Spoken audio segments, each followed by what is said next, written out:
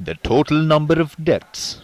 The epidemiology unit of the Ministry of Health says in comparison to the first and second wave of COVID-19 in the country, the death ratio during the third wave of the virus has increased by 100%.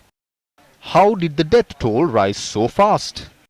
The epidemiology unit pointed out that this increase is based on the statistics with regard to COVID-19 deaths in the country until the 31st of last month.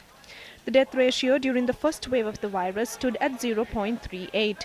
During the second wave, it was at 0.64. The death toll saw a rapid increase as the Delta variant entered the country. Patients receiving treatment at ICUs increased drastically. Therefore, the government has requested the general public to get vaccinated. While 98 COVID-19 deaths were reported last night, 94 deaths have been reported so far today.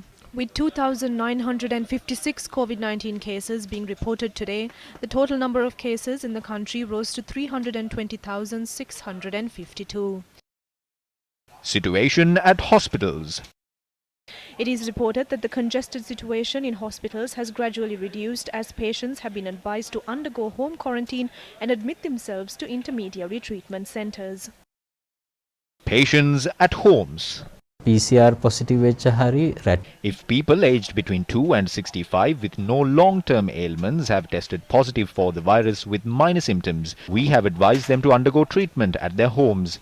After the test report is out, the medical health officer or the PHI of the area will determine whether this person is eligible to be treated at home. After such person has been identified, their data will be entered into a system. When you dial 1390 on your mobile phone, that center will give you a call. You cannot directly call this center. When you call and register yourself at this center, a doctor will check your condition daily over the phone.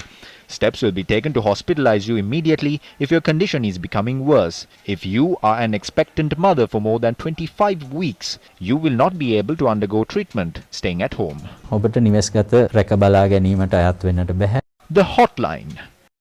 The 1999 at the Ministry of Health has been designated to seek advice when you encounter any suspicious symptoms or for being positive of the virus.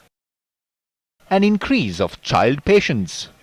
Health officials say that there is a rapid increase of children contracting the virus. According to Director General at the Lady Ridgeway Hospital for Children, Dr. G. Vijay Surya, 160 children are currently receiving treatment at the hospital.